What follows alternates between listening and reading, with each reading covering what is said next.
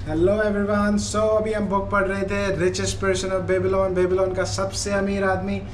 उसी को कंटिन्यू करेंगे। अभी अपना काम है, अपने को शॉपिंग करनी है क्योंकि दिवाली ख़त्म, दिवाली की छुट्टियां ख़त्म, मम्मी चली गई हैं घर पे। तो अब वापस से अपने को वापस उसी ट्रैक पे आना पड़ेगा गाइस। सो हम बुक पढ़ रहे थे रिचेस्ट पर्सन ऑफ बेबीलोन, वही कंटिन्यू करेंगे।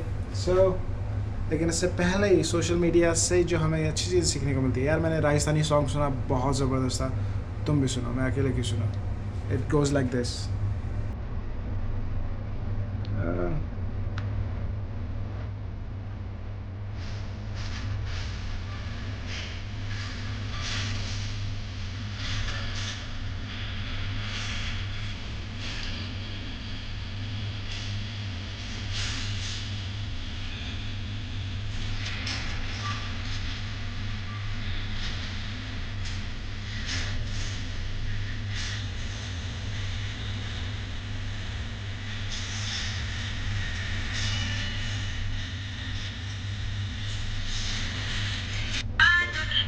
जो बात था ये बाट घड़ी, बहुत वेट कर गया तुम्हारा। सो कंटिन्यू करते हैं बुक को। Let's not waste time guys, it's very precious you know. में देखा है। मैं तुम्हें एक कहानी सुनाने जा रहा हूँ।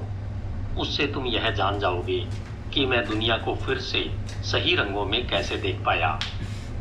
पड़ोस में खाना खा रहे एक व्यक्ति ने अपने पड़ोसी से फुसफुसाते हुए कहा, देवेजीर कहानी सुना रहा है। वह अपने कालीन को पास खींच लाया। भोजन करने वाले बाकी लोग भी अपना भोजन लेकर वहीं आ गए और एक अर्धव्रत बना लिया। उनके चबर चबर खाने की आवाजें तरकाद के कानों में गूंज रही थी। सिर्फ तरकाद ही था जिसके सामने भोजन नहीं था। देवेजीर ने उसके लिए भोजन नहीं मंगवाया था, न ही उसने तरकाद को ब्रेड का वह टुकड़ा उठाने का इशारा किया था जो प्लेट से फर्श पर गिर गया था।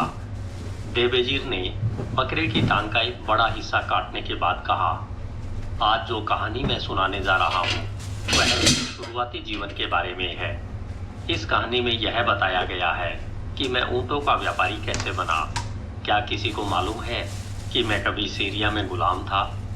श्रोता आश्चर्य से बुदबुदाने लगे, जिसे सुनकर देवेंजीर संतुष्ट हुआ। देवेंजीर ने बकरे की टांग को एक बार फिर कुतरते हुए कहा, युवावस्था में मैंने अपने पिता का व्यवसाय यानी काठी बनाना सीखा। मैं उनकी दुकान में उनके साथ काम करता था और फिर मेरी शादी हो गई। मैं युवा था परंतु मुझ में ज़्यादा योग्यता नहीं थी, इसलिए मैं बहुत कम कमा पाता था। सिर्फ इतना कि मैं जैसे तैसे अपनी पत्नी का खर्च उठा पाता था। मैं बहुत सी अच्छी चीज़ों की लालसा करता था परंतु मेरे पास उन्हें खरीदने के लिए पैसे नहीं थे। जल्दी ही मैंने पाया कि पैसे न होने के बावजूद दुकानदार मुझे उधारी पर सामान देने के लिए तैयार थे। युवा और अनुभवहीन होने के कारण मैं यह नहीं जानता था कि जो व्यक्ति अपनी कमाई से ज़्यादा खर्च करता है वह अनावश्यक भोग विलास के बीज बोता है और आगे चलकर उसे मुश्किलों और अपमान की फसल काटना पड़ती है। क्योंकि मैं यह नहीं जानता था, इसलिए मैंने अपने अरमानों को पूरा किया और पत्नी तथा घर के लिए विलासिता की वस्तुएं उधारी पर खरीद ली। मैं जितना उधार चुका सकता था उतना चुकाता रहा। कुछ समय तक तो सब कुछ ठीक चल रहा था, परंतु बाद में मैंने पाया कि मैं अपनी आमदनी से एक साथ दोनों काम नहीं कर सकता था। मैं अपनी आमदनी से या तो अपना खर्च चला सकता था या फिर अपना कर्ज चुका सकता था। कर्जदार अपना उधार वसूल करने के लिए मेरा पीछा करने लगे और मेरी जिंदगी दुखद बन गई। मैंने अपने मित्रों से उधार लिया परंतु उनका कर्ज भी नहीं चुका पाया। चीज़ें बद से बदतर होती गई। मैंने अपनी पत्नी को मायके भेज दिया और खुद बेबीलोन छोड़कर दूसरे शहर में जाने का फैसला किया जहां मुझे बेहतर अवसर मिले। 2 साल तक मैंने कारवां के व्यापारियों के यहाँ काम किया। इस दौरान मैं बहुत बेचैन और दुखी रहा। इसके बाद मैं डाकुओं के गिरोह में शामिल हो गया जो रेगिस्तान में निशस्त्र कारवां की तलाश में भटकते हैं। इस तरह के काम हमारे खानदान के नाम पर कलंक थे, परंतु मैं दुनिया को रंगीन पत्थर से देख रहा था और मुझे यह एहसास ही नहीं था कि मेरा कितना पतन हो गया है। हमें अपने पहले अभियान में सफलता मिली। हमने बहुत सा सोना, रेशमी कपड़े और अन्य बहुमूल्य वस्तुएं लूट ली। हम लूट के सामान को गिनीर ले गए और खर्च कर डाला। दूसरी बार हमारी किस्मत उतनी अच्छी नहीं रही। जैसे ही हमने सामान लूटा, कुछ सशस्त्र लोगों ने हम पर हमला कर दिया। ये भाले वाले उस कबीले के मुखिया ने भेजे थे, जिसे कारवां संरक्षण के लिए पैसे देते थे। हमारे 2 लीडर्स मारे गए और बाकी सब लोगों को पकड़कर दमिश्क ले जाया गया, जहां हमारे कपड़े उतारकर हमें गुलामों के रूप में बेच दिया गया। मुझे सीरिया के रेगिस्तानी कबीले के मुखिया ने चांदी के 2 सिक्कों में खरीदा। मेरे बाल उतरवा दिए गए और मेरे शरीर पर सिर्फ एक कपड़ा था जो कमर पर लिटा हुआ था। मैं बाकी गुलामों से ज्यादा अलग नहीं था। लापरवाह युवक की तरह मैंने सोचा कि यह अनुभव भी रोमांचक होगा, परंतु मैं तब दहल गया जब मेरे मालिक ने मुझे अपनी 4 पत्नियों के सामने पेश करके कहा कि वे मुझे अपना किन्नर बना सकती है। दरअसल तब जाकर मुझे अपनी निराशाजनक स्थिति का एहसास हुआ। रेगिस्तान के ये लोग जंगली और योद्धा थे। उनकी इच्छाओं का पालन करना मेरी मजबूरी थी, क्योंकि मेरे पास न तो हथियार थे और न ही बचाव के साधन। जब उन 4 महिलाओं ने मुझे गौर से देखा तो मैं दहशत में खड़ा रहा। मैं सोच रहा था कि क्या मुझे उनसे दया की आशा करनी चाहिए। पहली पत्नी सीरा बाकी तीनों पत्नियों से बड़ी थी। मेरी तरफ देखते समय उसका चेहरा भावहीन था। मुझे उससे दया की कतई उम्मीद नहीं थी। मैंने दूसरी पत्नी की तरफ आशा भरी नजर डाली। वह एक घमंडी सुंदरी थी जो मेरी तरफ इतनी उदासीनता से देख रही थी जैसे जमीन पर रेंगने वाले किसी कीड़े को देख रही हो। बाकी दोनों छोटी पत्नियां हंस रही थी जैसे यह कोई दिलचस्प मजाक हो। सजा का इंतजार करते समय मुझे ऐसा लगा जैसे एक युग बीत गया हो। हर महिला चाहती थी कि दूसरी महिला फैसला करे। अंत में सीरा ने ठंडी आवाज में कहा, हमारे पास बहुत से किन्नर है, परंतु ऊंटों की देखभाल करने वाले गुलाम बहुत कम है। जो है वे किसी काम के नहीं है। आज ही मैं अपनी बीमार माँ से मिलने जाना चाहती हूँ, परंतु ऐसा कोई गुलाम नहीं है जिस पर मैं भरोसा कर सकूं कि वह मेरे ऊंट को ठीक से ले जाएगा। इस गुलाम से पूछो कि क्या यह ऊंटों की देखभाल कर सकता है। इस पर मेरे मालिक ने मुझसे पूछा, तुम ऊंटों के बारे में क्या जानते हो। अपनी खुशी को छुपाने की कोशिश करते हुए मैंने जवाब दिया, मैं उन्हें बिठा सकता हूँ, उन पर बोझ लाद सकता हूँ, उन्हें बिना थके लंबी यात्राओं पर ले जा सकता हूँ। अगर जरूरत हो तो मैं उनके साजो सामान की मरम्मत भी कर सकता हूँ। मेरे मालिक ने कहा, ऐसा लगता है कि गुलाम को ऊंट संभालने का अनुभव है। सीरा, अगर तुम चाहो तो तुम इस आदमी को अपने ऊंट की देखभाल के लिए रख सकती हो। इस तरह मुझे सीरा के हवाले कर दिया गया। उसी दिन मैं उसे ऊंट पर बैठाकर उसकी बीमार माँ से मिलवाने ले गया। यात्रा लंबी थी और मुझे उसकी मदद के लिए उसे धन्यवाद देने का अवसर मिल गया। मैंने उसे यह भी बताया कि मैं जन्म से गुलाम नहीं था और मेरे पिता बेबीलोन के एक सम्मानित काठी बनाने वाले थे। मैंने उसे अपने बारे में बहुत कुछ बताया, लेकिन उसके जवाब सुनकर मैं उलझन में पड़ गया और बाद में मैंने उसकी बातों पर काफी विचार किया। तुम खुद को स्वतंत्र व्यक्ति कैसे कह सकते हो जब तुम्हारी कमजोरी ने तुम्हारा यह हाल कर दिया है। अगर किसी व्यक्ति में गुलाम की आत्मा है तो चाहे वह जन्म से कुछ भी हो, अंततः वह गुलाम ही बन जाएगा। इंसान भी पानी की तरह अपने स्तर पर पहुंच जाता है। अगर किसी व्यक्ति में स्वतंत्र नागरिक की आत्मा है तो अपने दुर्भाग्य के बावजूद अंततः सम्मानित नागरिक बन जाएगा। मैं 1 साल से ज्यादा समय तक बाकी गुलामों के साथ रहा, परंतु मैं उनसे जुड़ नहीं पाया। एक दिन सीरा ने मुझसे पूछा, शाम को बाकी गुलाम आपस में मिलते हैं और एक दूसरे के साथ हंसी मजाक करते हैं, परंतु तुम अपने तंबू में अकेले क्यों बैठे रहते हो। इस पर मैंने जवाब दिया, मैंने आपकी कई बातों पर विचार किया है। मुझे नहीं लगता कि मुझ में गुलाम की आत्मा है। मैं उनमें से एक नहीं बन सकता, इसलिए मैं अलग बैठता हूँ। उसने मुझे विश्वास में लेकर कहा, मुझे भी अलग बैठना पड़ता है। मेरे माता पिता ने बहुत दहेज दिया था और इसी कारण मेरे पति ने मुझसे शादी की थी। बहरहाल उन्हें मुझसे जरा भी प्रेम नहीं है। हर औरत की हसरत होती है कि वह माँ बने, परंतु मेरी यह हसरत अधूरी है। मैं बांझ और निसंतान हूँ। इसलिए मुझे अलग बैठना पड़ता है। अगर मैं मर्द होती तो इस तरह गुलामों जैसी जिंदगी जीने के बजाय आत्महत्या कर लेती। लेकिन हमारे कबीले की परंपराओं में औरत और गुलाम में कोई खास फर्क नहीं है। मैंने सीरा से अचानक पूछा, अब आप मेरे बारे में क्या सोचती है? मुझे मर्द की आत्मा है या गुलाम की? उसने जवाब दिया, तुमने बेबीलोन में जो कर्ज लिए थे, क्या तुम उन्हें चुकाना चाहते हो? हाँ, मैं चाहता तो हूँ, परंतु मुझे ऐसा करने का कोई रास्ता नहीं दिख रहा। अगर तुम समय गुजर जाने दोगे और उन्हें चुकाने की कोशिश नहीं करोगे तो तुम में गुलाम की घृणित आत्मा है। जो व्यक्ति खुद का सम्मान नहीं करता है वह गुलाम ही होता है, और जो व्यक्ति अपने कर्ज को नहीं चुकाता है वह खुद का सम्मान नहीं कर सकता। परंतु मैं क्या कर सकता हूँ? मैं तो सीरिया में गुलाम हूँ। कमजोर आदमी, तुम जिंदगी भर सीरिया में गुलाम ही बने रहोगे। मैं कमजोर नहीं हूँ, मैंने गुस्से से कहा। इसे साबित करके दिखाओ। कैसे? क्या हमारा महान सम्राट अपने दुश्मनों से हर संभव तरीके से और पूरी ताकत से नहीं लड़ता है? तुम्हारा कर्ज ही तुम्हारा दुश्मन है। उसी ने तुम्हें बेबीलोन से खदेड़ दिया है। तुमने उससे लड़ना छोड़ दिया है, इसलिए अब वह तुमसे ज्यादा ताकतवर बन गया है। अगर तुम मर्द की तरह लड़ते तो तुम जीत सकते थे। तब शहर के लोग तुम्हारा सम्मान करते, परंतु तुम में उससे संघर्ष करने का हौसला नहीं था। और देखो, आज तुम्हारा यह हाल है कि तुम गुलाम हो। मैंने उसके निर्दयी आरोपों के बारे में काफी सोचा। मैंने अपनी रक्षा में कई बातें सोची जिनसे मैं सीरा के सामने यह साबित कर सकूं कि मैं दिल से गुलाम नहीं था। बहरहाल मुझे ऐसा करने का अवसर नहीं मिल पाया। 3 दिन बाद सीरा की दासी मुझे अपनी मालकिन के पास ले गई। सीरा ने कहा, मेरी माँ बहुत बीमार है। मेरे पति के रेवड़ के 2 सबसे अच्छे ऊंट को तैयार करो। उन पर लंबी यात्रा के लिए पानी की मशकें और खाने का सामान बांध लो। मेरी दासी तुम्हें रसोई से भोजन दे देगी। मैंने ऊंटों को तैयार किया। मैं इस बात पर हैरान था कि दासी ने खाने का इतना ज्यादा सामान क्यों बांधा था, क्योंकि सीरा की माँ जहाँ रहती थी वहां पहुंचने में 1 दिन से भी कम समय लगता था।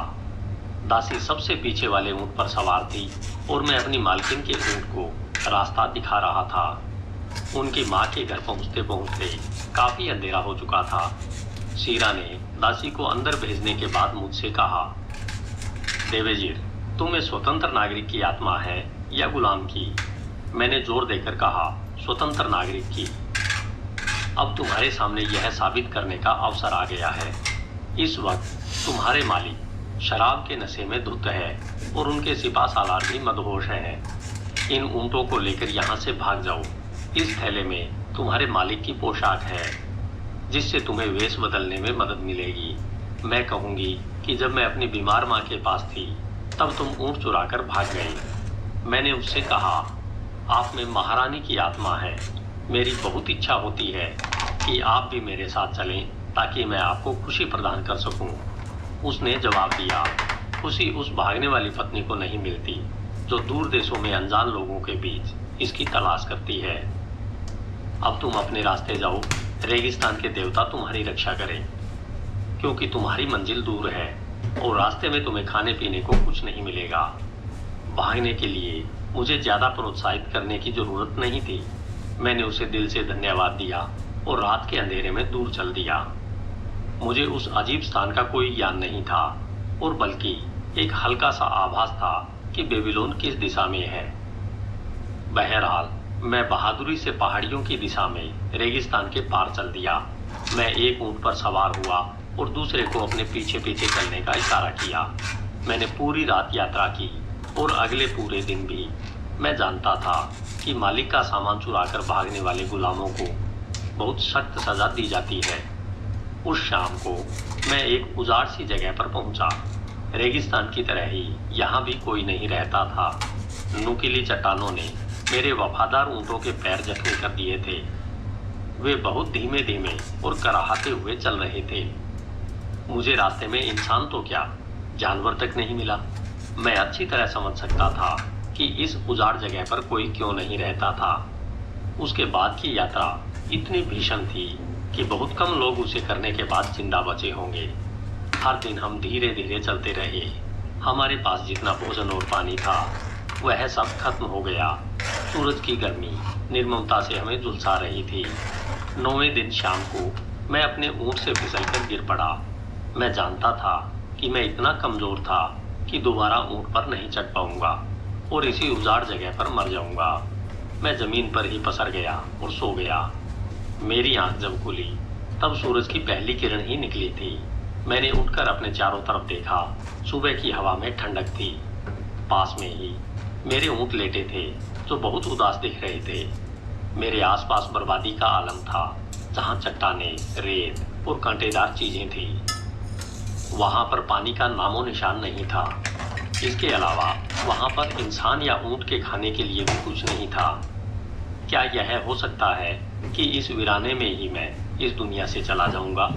उस समय मेरा दिमाग जितनी स्पष्टता से सोच रहा था उतनी स्पष्टता से इसने पहले कभी नहीं सोचा था। अब मेरा शरीर बहुत कम महत्वपूर्ण लग रहा था। मेरे होंठ सूख रहे थे और उनसे खून निकल रहा था। मेरी जीभ सूखी और सूजी थी। मेरा पेट खाली था। परंतु पिछले दिनों इन सब से मुझे जितना भीषण दर्द हो रहा था अब वह गायब हो चुका था। मैंने एक बार फिर खुद से यह सवाल पूछा, मुझ में स्वतंत्र नागरिक की आत्मा है या गुलाम की? फिर स्पष्टता के साथ मुझे एहसास हुआ कि अगर मुझ में गुलाम की आत्मा होती तो मैंने हार मान ली होती, रेगिस्तान में ही पसर कर मर गया होता, जो एक भगोड़े गुलाम का अंत होता। परंतु अगर मुझ में स्वतंत्र नागरिक की आत्मा है तो फिर निश्चित रूप से मैं बेबीलोन तक पहुंचने की कोशिश करूंगा। अपने पर भरोसा करने वाले लोगों का कर्ज चुकाने की कोशिश करूंगा। अपनी प्रेमपूर्ण पत्नी को खुशी दूंगा और अपने माता पिता को शांति तथा संतुष्टि प्रदान करूंगा। सीरा ने कहा था, तुम्हारा कर्ज ही तुम्हारा दुश्मन है, उसी ने तुम्हें बेबीलोन से खदेड़ दिया है। हाँ, यह सही था। मर्द की तरह उसका मुकाबला क्यों नहीं किया? मैंने अपनी पत्नी को मायके क्यों भेज दिया? फिर एक अजीब चीज हुई। पूरी दुनिया अलग नजर आने लगी। ऐसा लग रहा था जैसे पहले मैं दुनिया को किसी रंगीन पत्थर के माध्यम से देख रहा था, जो अब अचानक हट गया था। आखिरकार मुझे सच्चे जीवन मूल्य नजर आने लगे। मैं और रेगिस्तान में मर जाऊं? कभी नहीं। यह मेरे मन में एक नया सपना जाग चुका था। अब मैं जानता था कि मुझे कौन से काम करने ही थे। सबसे पहले तो मैं बेबीलोन जाऊंगा और कर्ज देने वाले लोगों से मिलूंगा। मैं उन्हें बताऊंगा कि बरसों तक भटकने और दुर्भाग्य का शिकार होने के बाद मैं उनका कर्ज उतारने के लिए आया हूँ। जितनी जल्दी देवता इजाजत देंगे मैं उनका कर्ज उतार दूंगा। फिर मुझे अपनी पत्नी को खुशी देना चाहिए और एक ऐसा नागरिक बनना चाहिए ताकि मेरे माता पिता मुझ पर गर्व कर सकें। मेरे कर्ज मेरे दुश्मन थे, परंतु जिन लोगों से मैंने कर्ज लिया था वे मेरे मित्र थे। आखिर उन्होंने मुझ पर विश्वास किया था। मैं लड़खड़ाते हुए अपने पैरों पर खड़ा हुआ। भूख से क्या फर्क पड़ता था, प्यास से क्या फर्क पड़ता था? वे तो बेबीलोन की राह पर होने वाली घटनाएं भर थी। मेरे भीतर एक स्वतंत्र व्यक्ति की आत्मा हिलोरे मारने लगी, जो अपने शत्रुओं को जीतने और अपने मित्रों को पुरस्कार देने के लिए जल्दी से बेबीलोन पहुंचना चाहती थी। मैं महान संकल्प से रोमांचित हो गया। मेरी भर्राई आवाज में अब एक नई खनक आ चुकी थी, जिसे सुनकर मेरे ऊंटों की थकी आंखों में भी चमक आ गई। बहुत कोशिशों के बाद वे उठकर खड़े हुए। कराहते हुए लगन के साथ वे उत्तर दिशा में बढ़ते गए। मेरी अंतरात्मा की आवाज यह कह रही थी कि इस दिशा में हमें बेबीलोन मिल जाएगा। जल्द ही हम उपजाऊ इलाकों में पहुंच गए, जहां हमें पानी, घास और फल मिले। हमें बेबीलोन का रास्ता मिल गया। तब जाकर मुझे यह एहसास हुआ कि स्वतंत्र व्यक्ति की आत्मा जिंदगी को ऐसी समस्याओं की श्रृंखला के रूप में देखती है जिन्हें सुलझाया जाना है, और फिर वह उन्हें सुलझा देता है। जबकि गुलाम की आत्मा रोती है, मैं क्या कर सकता हूँ, मैं तो गुलाम हूँ। तरकाद, तुम अपने बारे में कुछ कहो। क्या तुम्हारे पेट की भूख ने तुम्हारे दिमाग को बहुत स्पष्ट कर दिया है? क्या तुम उस राह पर चलने के लिए तैयार हो जो तुम्हें दोबारा आत्मसम्मान दिला सके? क्या तुम दुनिया को इसके सच्चे रंग से देख सकते हो? क्या तुम में अपने कर्ज चुकाने की इच्छा है, चाहे वे कितने ही ज्यादा क्यों न हो? क्या तुम दोबारा बेबीलोन के सम्मानित नागरिक बनना चाहते हो? तरकाद की आंखों में नमी आ गई। वह अपने घुटनों पर उत्साह से उठा आपने मुझे जिंदगी जीने का एक नया नजरिया दिया है।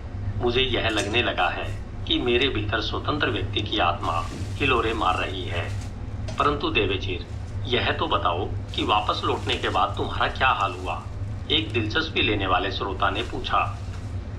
देवेजीर ने जवाब दिया, जहां संकल्प होता है वहां राह निकल आती है।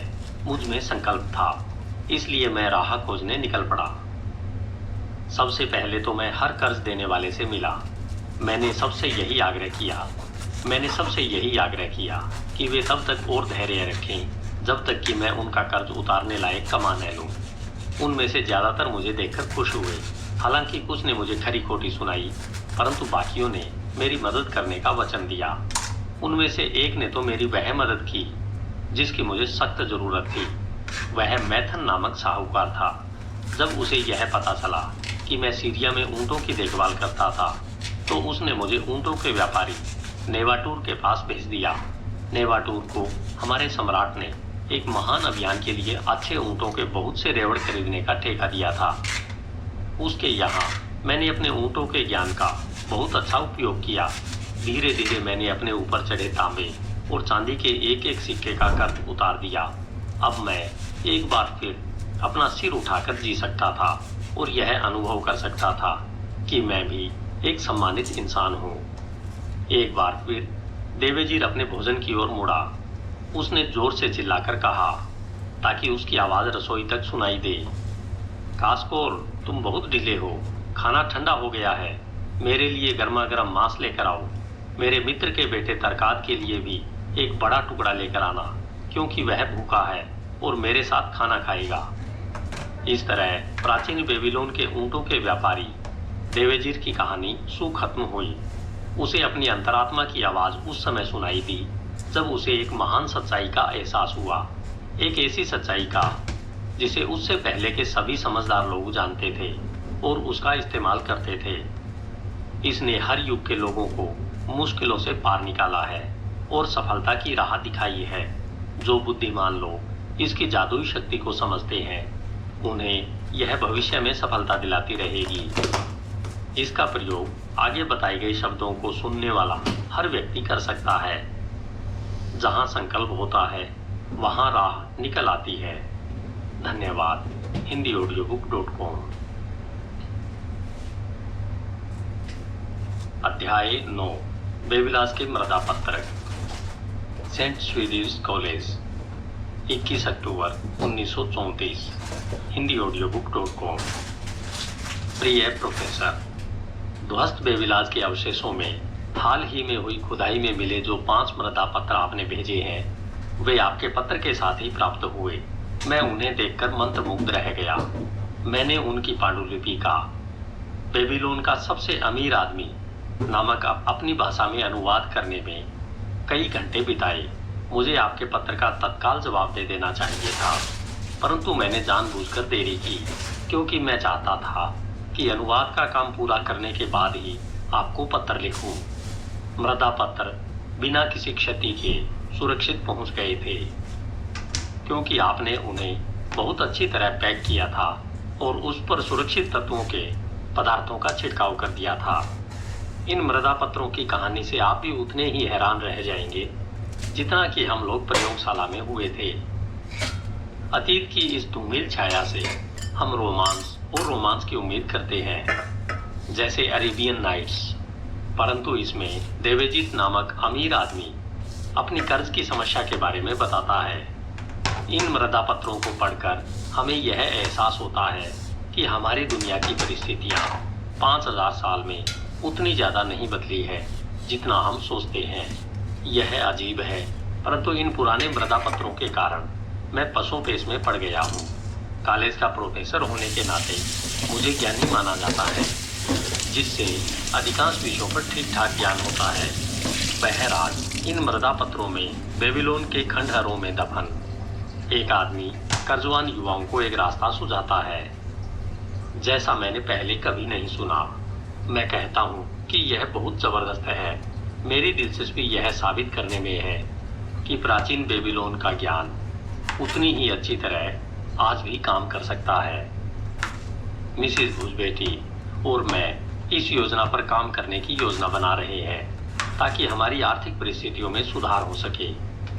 आपके सफल अभियान पर मैं आपको शुभकामनाएं देता हूं। मैं आपकी और मदद करने के किसी और अवसर का उत्सुकता से इंतजार करता रहूंगा। आपका अल्फ्रेड एच श्रूसबेरी, पुरातत्व विभाग। पहला मृदा पत्र। आज पूर्णिमा है। मैं देवीजीरू हूँ। सीरिया में गुलाम की जिंदगी बिताने के बाद मैं हाल ही में अपने शहर लौटा हूँ। मैंने संकल्प लिया है कि मैं अपने सारे कर्ज चुका दूंगा और बेबीलोन के अपने पैतृक शहर में संपन्न बनकर दिखाऊंगा। मैं मृदा पत्रों पर अपनी परिस्थितियों का स्थायी रिकॉर्ड लिखना चाहता हूँ ताकि मुझे अपनी प्रबल इच्छा को पूरा करने में मार्गदर्शन और सहयोग मिले।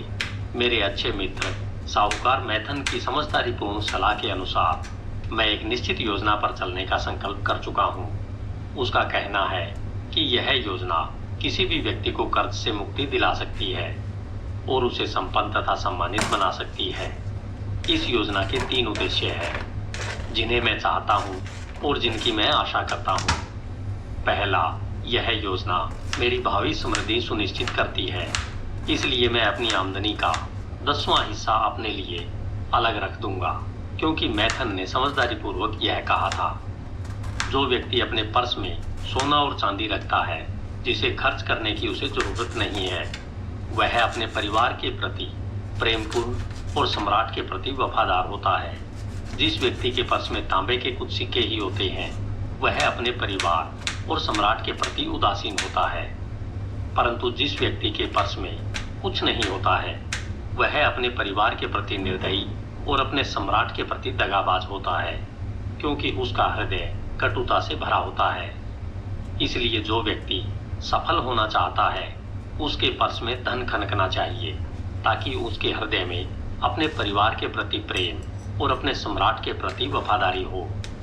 दूसरी बात, यह योजना सुनिश्चित करती है कि मैं अपनी अच्छी पत्नी के खर्च पूरे करूंगा और उसके लिए वस्त्र खरीदूंगा, क्योंकि वह वफादारी के साथ अपने पिता के घर से मेरे पास लौटी है। मैथन ने कहा है कि वफादार पत्नी की अच्छी देखभाल करने से मनुष्य के मन में आत्मसम्मान पैदा होता है, उनके उद्देश्यों में शक्ति आती है और उनके संकल्प में वृद्धि होती है। इसलिए मैं अपनी 70% आमदनी का इस्तेमाल घर, कपड़े और भोजन पर करूंगा। इसके अलावा मैं इसी आमदनी में अपना सामान्य खर्च चलाऊंगा ताकि हमारी जिंदगी में खुशियों की कमी न रहे। परंतु मैथन ने इस बारे में सावधानी बरतने को कहा है कि हमें इन अच्छे उद्देश्यों के लिए अपने 70% आमदनी से अधिक का इस्तेमाल नहीं करना चाहिए। इसी में इस योजना की सफलता निहित है।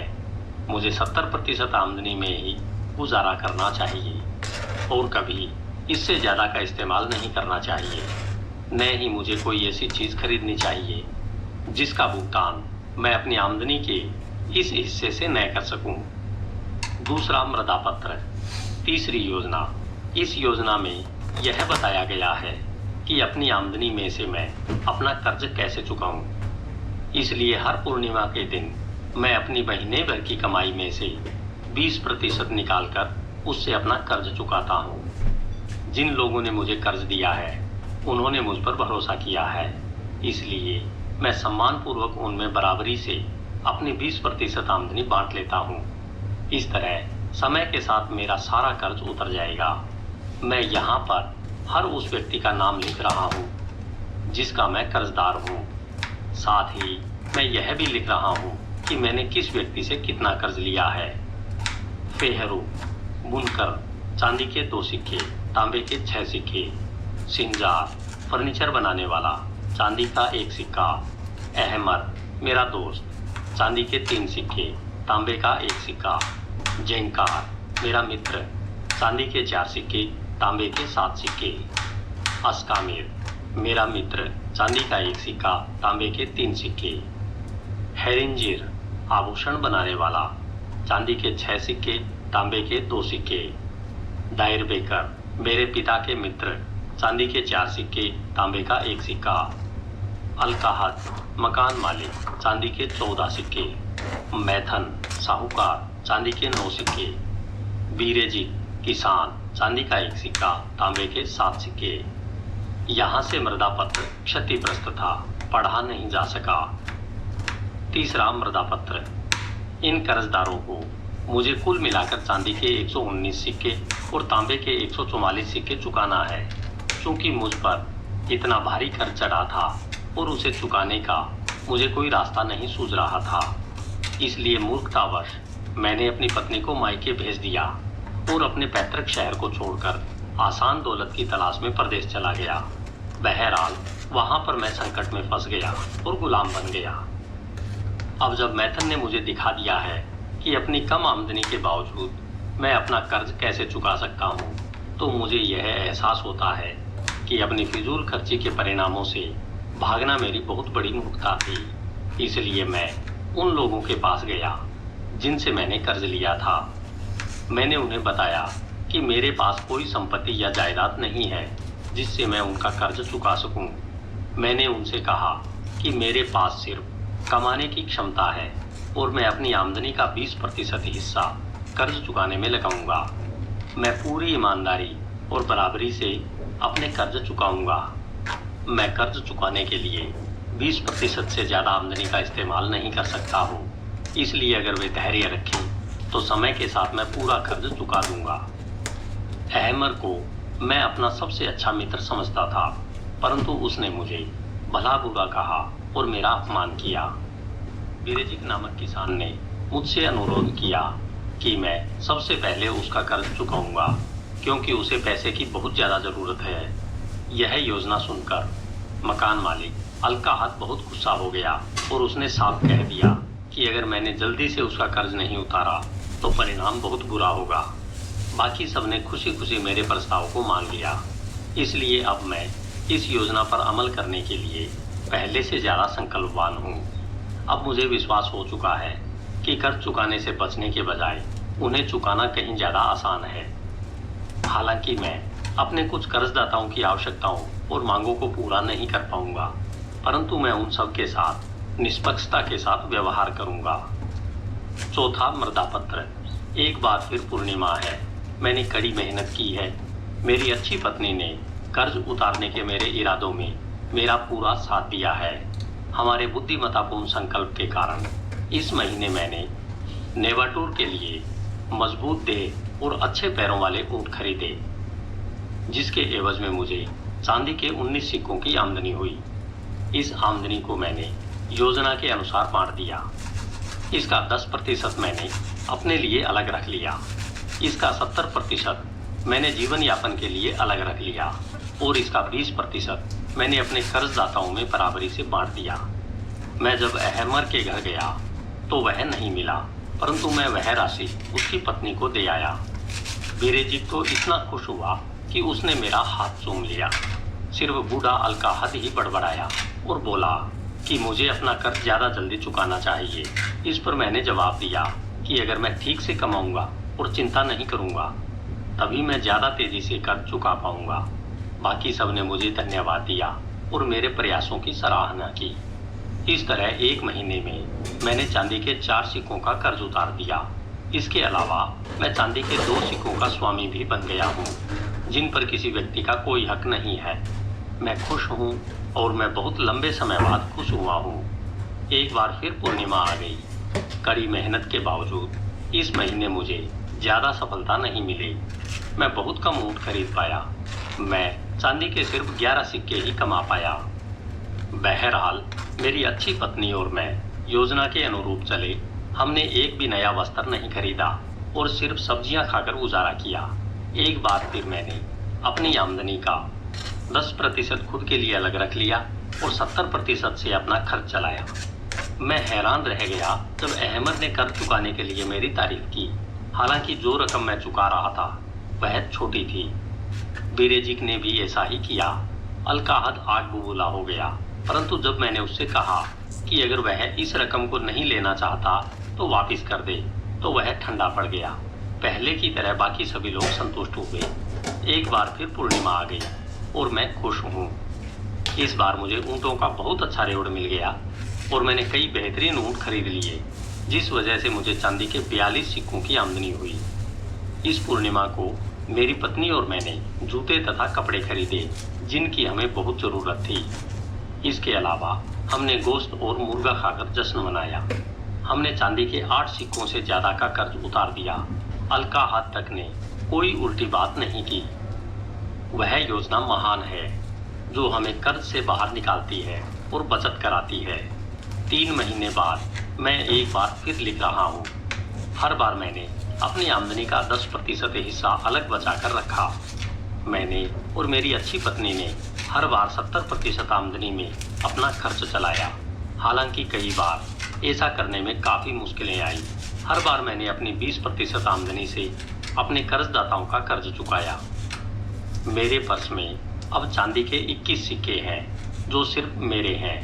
इससे मेरा सिर तन जाता है और मैं अपने दोस्तों के बीच गर्व के साथ उठ बैठ सकता हूँ। मेरी पत्नी घर को बहुत अच्छी तरह से संभालती है और अच्छे कपड़े पहनती है। हम साथ साथ रहकर खुश हैं। यह योजना अनमोल है। इसने एक पूर्व गुलाम को सम्मानित व्यक्ति में बदल दिया। 5वां मृदा पत्र। एक बार फिर पूर्णिमा है। मैं जानता हूँ कि मैंने बहुत समय से कुछ नहीं लिखा है। दरअसल 12 महीने गुजर चुके हैं। बहरहाल आज मैं अपना रिकॉर्ड लिखने में नहीं चूकूंगा क्योंकि आज मैंने अपना आखिरी कर्ज चुका दिया है। आज के दिन मैंने और मेरी पत्नी ने जश्न मनाया क्योंकि हमारा संकल्प पूरा हो गया है। जब मैं अपने कर्जदाताओं से आखिरी बार मिला तो ऐसी कई बातें हुई जिन्हें मैं हमेशा याद रखूंगा। अहमर ने अपने कठोर शब्दों के लिए मुझसे माफ़ी मांगी और कहा कि वह चाहेगा कि हमारी दोस्ती हमेशा कायम रहे। बूढ़ा अलकाहद भी आखिर इतना बुरा नहीं था क्योंकि उसने कहा, तुम कभी नरम मिट्टी की तरह नाजुक थे जिसे कोई भी छूकर दबा सकता था और मनचाहे आकार में ढाल सकता था, परंतु अब तुम कांसे के टुकड़े की तरह हो जो किसी का भी मुकाबला कर सकता है। अगर तुम्हें कभी चांदी या सोने की जरूरत पड़े तो बेहिचक मेरे पास चले आना। बाकी लोगों ने भी मुझसे सम्मानपूर्वक बात की। मेरी अच्छी पत्नी ने मुझे इतने गर्व से देखा कि किसी भी आदमी में आत्मविश्वास आ जाएगा। बहरहाल मुझे सफलता अपनी योजना के बदौलत मिली। इस योजना ने ही मुझे इस काबिल बनाया कि मैं अपना सारा कर्ज चुका दूं और मेरे पर्स में सोना चांदी जमा होता रहे। मैं सफलता चाहने वाले हर आदमी को यह सलाह दूंगा कि वह इस योजना पर चले। जब इसकी बदौलत एक पूर्व गुलाम अपने कर्ज चुका सकता है और अपने पर्स में सोना इकट्ठा कर सकता है तो इस पर अमल करके कोई भी व्यक्ति ऐसा कर सकता है। मैं अब भी इस योजना पर चल रहा हूँ क्योंकि मुझे विश्वास है कि अगर मैं इस पर अमल करता रहूँगा तो मैं जल्दी ही अमीर बन जाऊँगा। Saint Vincent saint Sweden college 7 नवंबर 1936। प्रिय प्रोफेसर, अगर बेबीलोन के अवशेषों की खुदाई करते समय आपको वहाँ के ऊँटों के व्यापारी देवेजित का भूत मिले तो मुझ पर एक मेहरबानी करें। उसे बता दें कि उसने मृदा पत्रों पर बहुत समय पहले जो लिखा था उसके लिए इंग्लैंड के 2 प्रोफेसर आजीवन उसके आभारी रहेंगे। आपको शायद याद होगा 1 साल पहले मैंने लिखा था कि मिसेस रूबेरी और मैं कर्ज से बाहर निकलने की इस योजना की आवाज़ भी सुनना चाहते हैं। शायद आपने अनुमान लगा लिया होगा कि हमारी आर्थिक स्थिति खराब थी। हालांकि हम इसे अपने दोस्तों से छुपाने की कोशिश कर रहे थे। हम कई सालों से अपमान भरा जीवन जी रहे थे क्योंकि हमारे सिर पर पुराने कर्जों का पहाड़ था और नए कर्ज चढ़ते जा रहे थे। हम दहशत में थे कि कहीं व्यापारी लोग कोई फसाद ना खड़ा कर दें जिसकी वजह से मुझे कॉलेज से निकाल दिया जाए। ऐसा नहीं है कि हम कर्ज चुकाने की कोशिश नहीं कर रहे थे। अपनी आमदनी में से हम जितना भी बचा सकते थे उतना बचाने की कोशिश कर रहे थे, परंतु आमदनी में अपना खर्च चलाना भी मुश्किल पड़ रहा था। इसके अलावा हमें मजबूरन उन जगहों से सामान खरीदना पड़ता था जहां हमें उधार मिल सके, भले ही वहां हमें महंगे दामों पर सौदा मिलता था। इससे एक दुष्चक्र शुरू हो गया जिससे चीजें बेहतर बनने की बजाय बदतर बनती चली गई। हमारी स्थिति निराशाजनक होती जा रही थी। हम कम किराए वाले मकानों में नहीं जा सकते थे क्योंकि हम पर मकान मालिक का कर्ज चढ़ा हुआ था। ऐसा लगता था कि हम स्थिति को सुधारने के लिए कुछ नहीं कर सकते थे।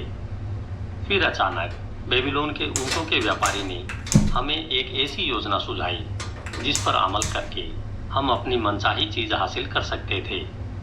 उसने हमें अपनी योजना पर अमल करने की सूची बनाई और मैंने वह सूची अपने सभी कर्जदारों को दिखाई। मैंने उन्हें यह स्पष्ट बता दिया कि वर्तमान स्थिति में मैं उनका कर्ज तत्काल नहीं चुका सकता हूँ। आंकड़ों को देखकर वे यह बात खुद ही समझ सकते थे। फिर मैंने उन्हें बताया कि पूरा कर्ज चुकाने का इकलौता रास्ता यही था कि मैं हर महीने अपनी 20% आमदनी सभी कर्जदाताओं में बराबरी से बांट दूं। इस तरह से मैं लगभग 2 साल में सारे कर्ज उतार दूंगा। इस दौरान हम अपना सारा सामान नकद खरीदेंगे, जिससे उन्हें अतिरिक्त लाभ होगा। कर्जदाता सचमुच बहुत सज्जन थे।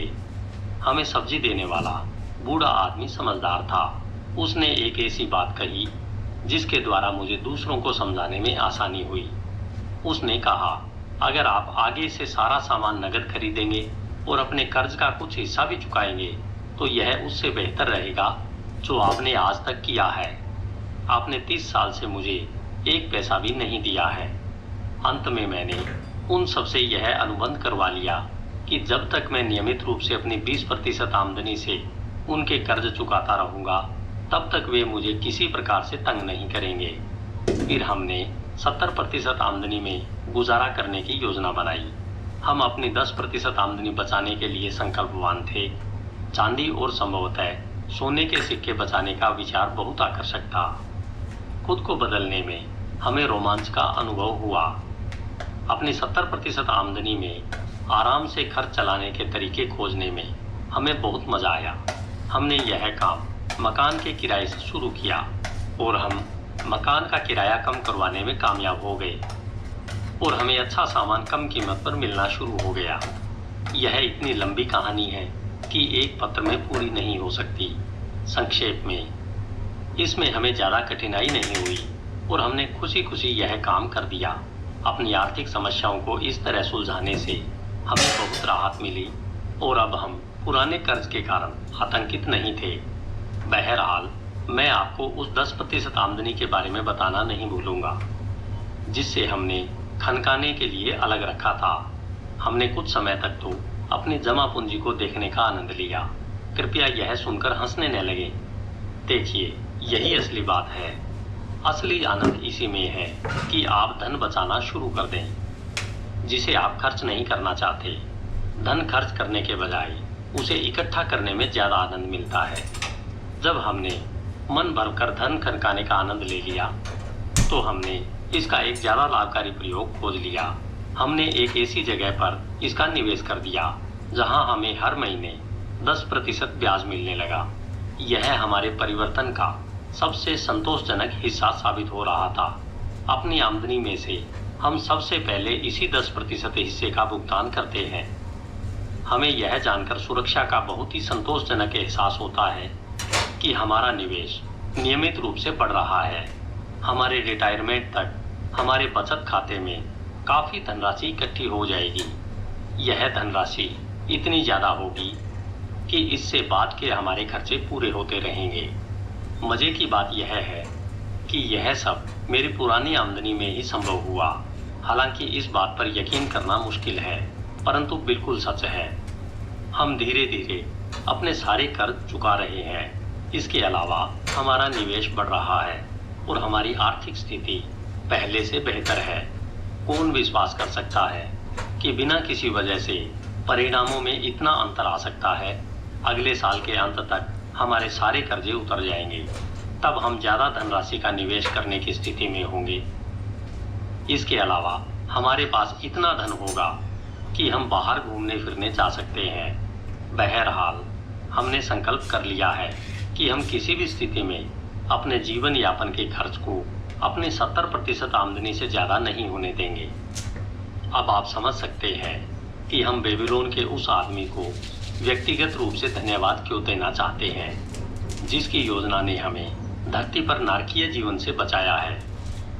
उसके पास ज्ञान था क्योंकि वह इन परिस्थितियों से गुजर चुका था। वह चाहता था कि उसके कटु अनुभवों से दूसरों को लाभ मिले।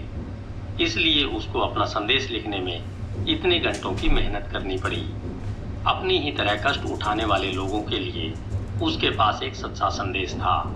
यह संदेश इतना महत्वपूर्ण था कि 5000 साल बाद यह बेबीलोन के अवशेषों से बाहर निकला और आज भी यह उतना ही सच्चा तथा प्रभावी है जितना यह प्राचीन बेबीलोन में था। आपका अल्फ्रेड एच श्रूबेरी, पुरातत्व विभाग। धन्यवाद। hindiaudiobook.com। Thank you guys for listening. तो ऑलमोस्ट ख़त्म हो गया, अब सिर्फ अपने पास एग्जैक्ट 1 घंटा बचा है। 4 घंटे 2 मिनट हो गए, 5 घंटे 2 मिनट की बुक है। 1 घंटा बचा है अपने पास। अब अपना हो गया लंच टाइम ब्रो। तो ये अपना लंच है, अगर तुम्हें दिख रहा है तो। इसको खाएंगे, पेट पूजा करेंगे और सो जाएंगे। अभी जूस और बनाऊंगा क्योंकि साथ में पीने के लिए कुछ चाहिए। सो ऐश गार्ड और बीटरूट का जूस बनेगा। So see you guys next time. GoPro stop recording.